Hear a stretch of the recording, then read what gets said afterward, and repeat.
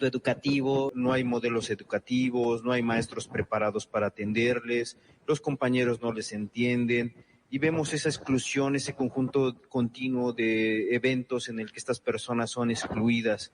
Y aquí Jesús, a través de esta parábola, nos revela un conjunto de prácticas éticas y morales y espirituales.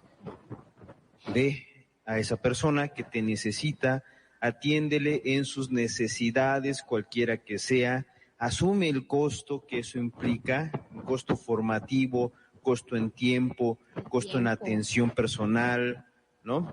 La implicación ante esto, como esta indiferencia tan común que luego vemos, es como muy claro la palabra, vete y haz tú lo mismo, ¿no? Es súper claro. Y es algo muy importante, porque a veces también en la atención pastoral propiamente de este tema, también nosotros podríamos decir, como iglesia, como pastoral, adolecemos, tenemos muchas carencias. Y esas personas que viven ya la exclusión social, también la viven dentro de la iglesia, la viven dentro de la catequesis, la viven en la pastoral. A veces no tenemos las pastorales adecuadas, los agentes de pastoral preparados para atenderles de manera adecuada a las personas que viven ya algún tipo de problema psicológico, psíquico, etcétera, ¿no? Y ante esto, Omar, qué importante es abrir el corazón y la comprensión. Como... Sí, y eso parte, decimos, de la capacidad de descubrir la personalidad humana, el ser humano que está enfrente de ti y atender sus necesidades. ¿No? Hablábamos la otra vez, maestra, ¿te acuerdas? De cómo incluso para vender servicios o productos, el mercado, la mercadotecnia se centra en las necesidades de los clientes. Por supuesto. ¿No? Sí. Y nosotros en la pastoral a veces no reconocemos las necesidades de las personas a las que nos dirigimos, imponemos un genérico.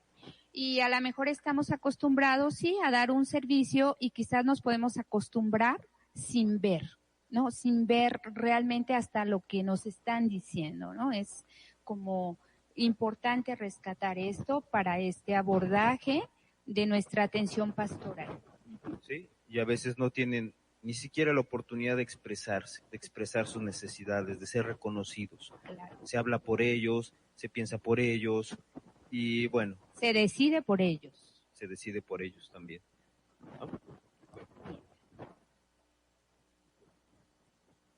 El término solidaridad expresa la exigencia de reconocer en el conjunto de los lazos que unen a los hombres y a los grupos sociales entre sí, el espacio ofrecido a la libertad humana para ocuparse del crecimiento común compartido por todos. Esto significa que en Frater, en las parroquias, en las asociaciones, pueblos, trabajos, en la sociedad en general, se pueda transformar las estructuras y relaciones que someten y excluyen a las personas. Estamos todavía en un enfoque como muy social, ¿no? Esta parte. Y partíamos, por ejemplo, de la parábola anterior, esa capacidad de reconocer la necesidad que tiene esa persona para poder generar las estrategias pastorales que sean incluyentes, que le den un espacio, que podamos tener desde los sacerdotes, los religiosos o religiosas capacitados para atender las diferentes situaciones que vive una persona, ¿no? Y realidades. Y realidades, porque a veces nos quedamos en la parte social, económica, educativa quizás, pero hay un conjunto de fenómenos de la persona, del ser humano, que se excluyen. Y jamás o muy pocas veces veremos a pastores preparados y mucho menos quizás catequistas o agentes de pastoral preparados para atender, para integrar este tipo de personas, ¿no? Lo hermoso de esto es saber que cada uno desde su trinchera, cómo podemos agregar nuestro granito de arena, cómo podemos enfocar una misión en la vida. Yo me siento muy agradecida de poder acompañar precisamente a las personas consagradas, personas que son evangelizadores, A lo largo de 38 años he tenido la fortuna de ser acompañadora de los multiplicadores. Y me puedo dar cuenta de esto que mencionas, Omar. A veces también es un abordaje desde nuestra realidad humana como instrumento de servicio. Me encanta poner el ejemplo de un instrumento musical, por fino que sea, se puede desafinar. Entonces requerimos también un continuo crecimiento personal para poder dar una respuesta en el servicio.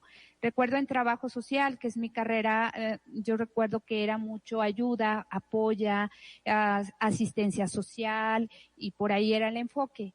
Cuando llego a la maestría, la primera pregunta que me hacen es, ¿con qué derecho tienes de ayudar a alguien si no te ayudas a ti? Y a mí esa pregunta me impactó.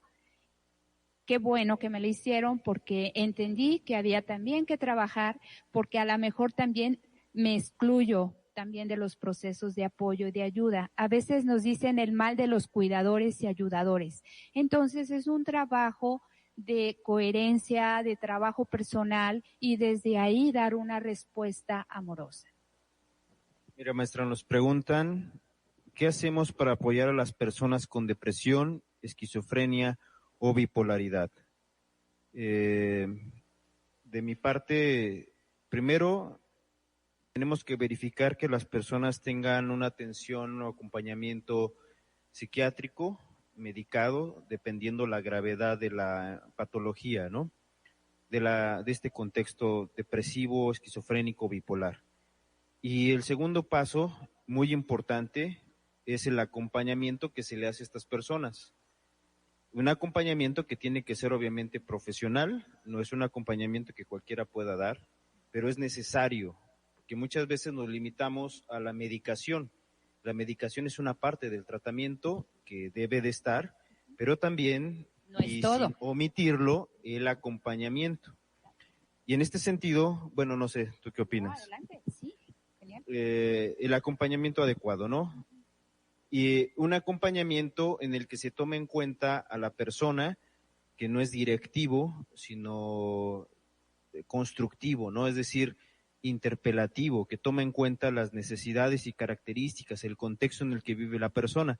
Porque también a veces hacemos ese acompañamiento tipo receta, de debes hacer esto, debes pensar esto, debes sentir esto, debes de reaccionar así ante tal o cual situación.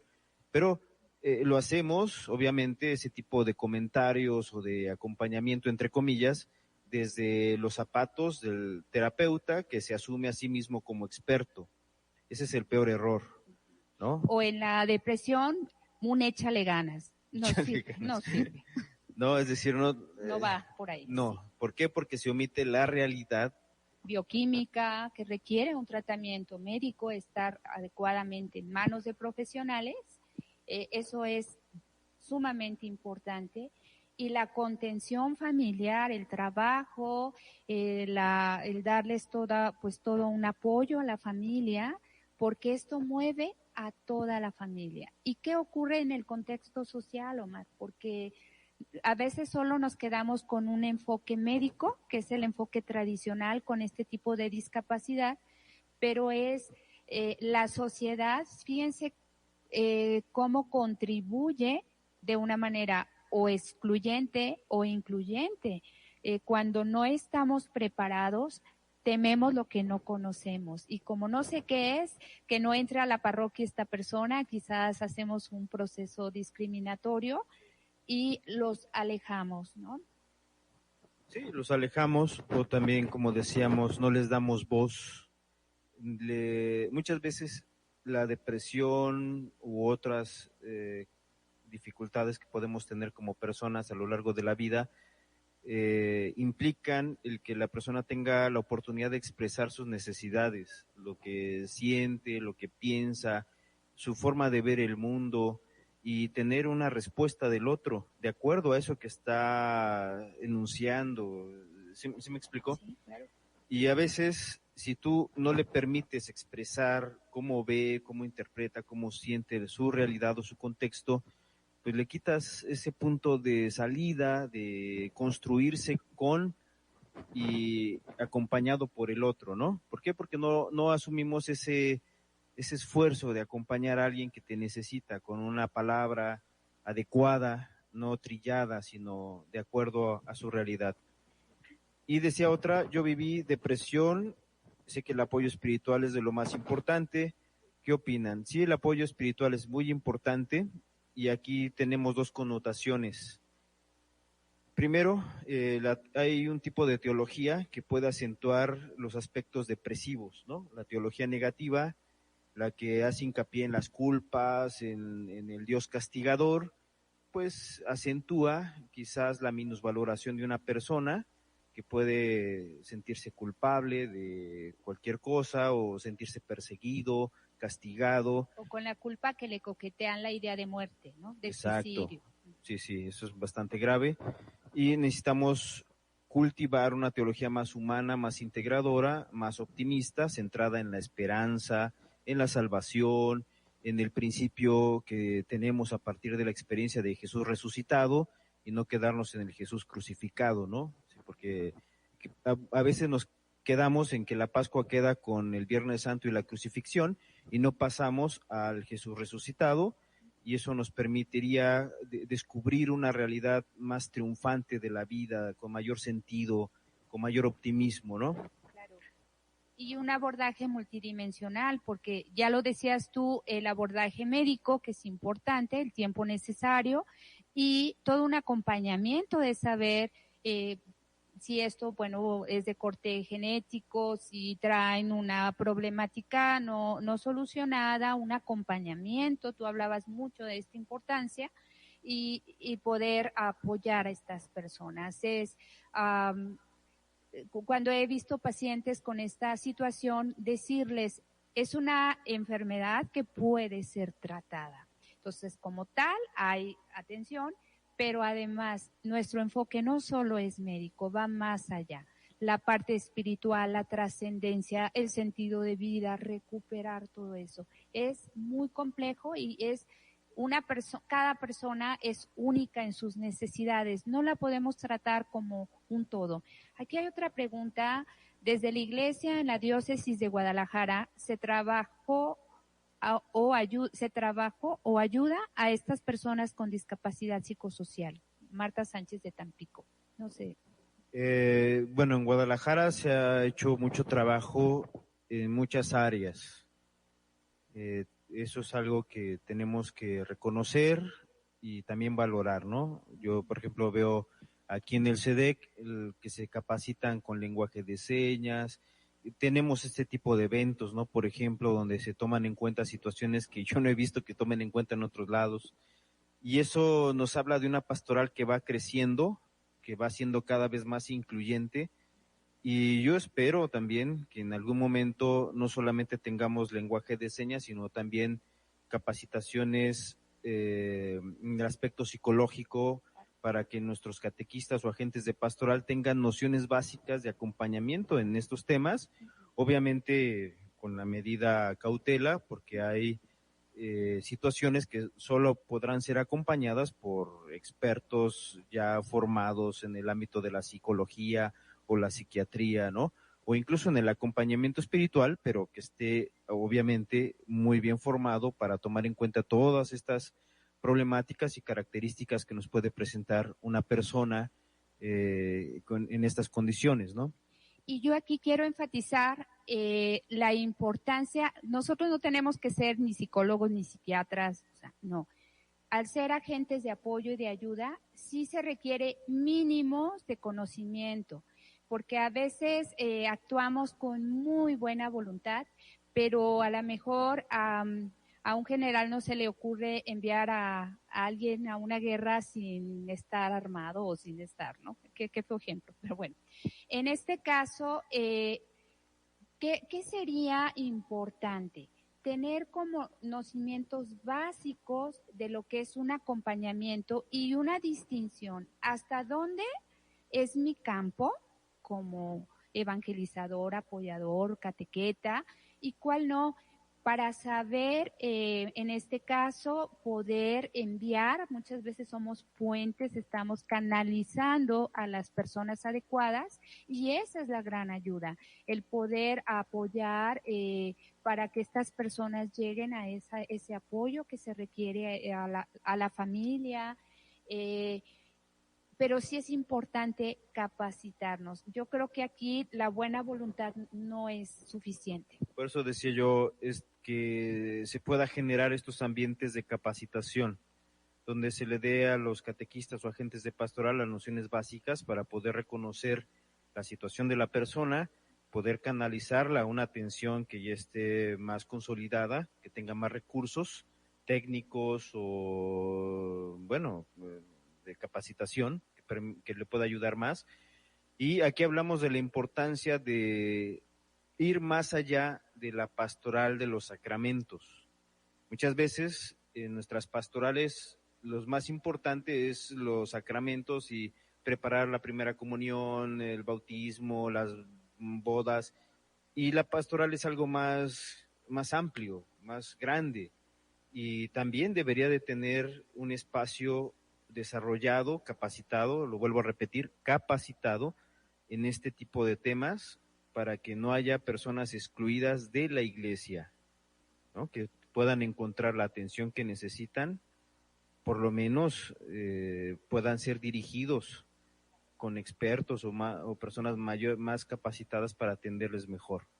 Sí, como una base que se me ocurre que es importantísima, es una base de psicopatología en donde te pueda permitir distinguir cuál es el terreno que puede ser tan sutil a veces de no distinguir una patología de otra. Entonces, no tenemos que ser especialistas en esto, pero sí una capacidad para ubicar.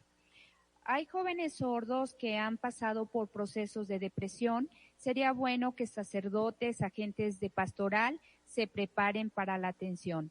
¿Qué pueden aportar a esto? Bueno, es algo que estábamos comentando, ¿no? Primero, la necesidad de esa capacitación, y otra cosa que había comentado con la maestra cuando estábamos preparando este material es que podemos centrarnos en la esquizofrenia o en otras patologías psiquiátricas, ¿sí? Pero también tenemos un conjunto de situaciones que vive la persona, que no necesariamente son psicopatologías de este tipo, pero cuando la vivencia se prolonga, se da cierto aislamiento, cuando incluso en la familia las personas no son tomadas en cuenta, pueden generar a lo largo de su vida estadios de psicopatologías sociales.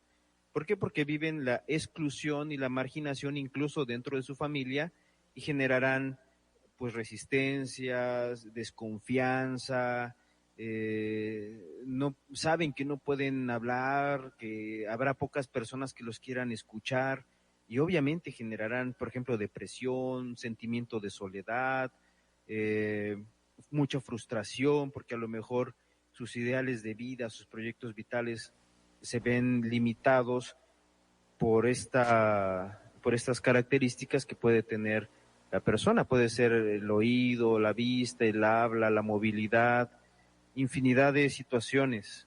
Y desafortunadamente cuando esto pasa nos revela un fracaso, ¿sí? Es decir, no hemos sido lo suficientemente cariñosos, amorosos en la familia, no hemos sido lo suficientemente cuidadosos en la sociedad para cuidar, para darles espacio a estas personas, como cualquiera, ¿no? Y que aquí también me parece que mucho es ignorancia, no conocer. Les narro rápidamente un caso que a mí me sorprendió. Imagínense, unas monjas de claustro llegan un día al consultorio, sacaron una cita y ellas venían de otra ciudad. Y entonces trajeron a una religiosa que traía una depresión muy severa, y entonces me plantean la siguiente situación. Hemos visto muy mal a nuestra hermana y la priora se niega, no cree en la psicología y dice que lo que le falta es rezar y que por eso pues ella tiene que salir por sí misma. Las hermanas literal la secuestraron, la trajeron al consultorio y dijeron, no tenemos ni para pagar la consulta, pero por favor ayúdenla, ¿no?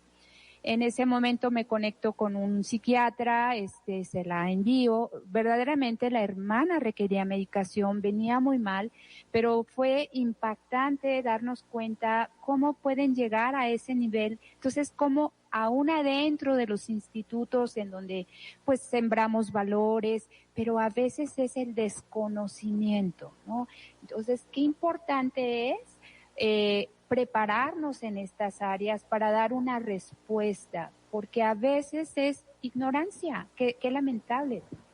Sí, ignorancia y también desafortunadamente los valores culturales de este mundo en el que vivimos, centrados en lo pragmático, en el tener, producir, comprar, vender, parecer, ¿no? Muchas veces, y tenemos que ser honestos, la pobreza extendida en la que ha vivido nuestro pueblo, la mayoría de nuestro pueblo, genera depresiones, frustración, porque aquello que ven y tienen como meta y expectativa de la vida, a lo mejor no lo pueden obtener de forma inmediata, ¿sí? Y tenemos jóvenes que se frustran, niños que quisieran zapatos, que quisieran vestirse bien, que quisieran comer, ¿no? Y quizás ven a sus papás ahorita, por ejemplo, con la pandemia, ¿no? Aparte del confinamiento, la baja en la vida social en general, el temor por perder el trabajo, o aquellos que ya han perdido el trabajo, que ven a sus papás preocupados, que los problemas familiares se van acentuando por la pobreza, por la falta de recursos, por el temor. Todo eso va a generar seguramente problemas psicosociales, si no es que ya los están viviendo, ¿no? O ya los estamos viviendo, sí, porque ya es una condición que nos ha tocado a todos.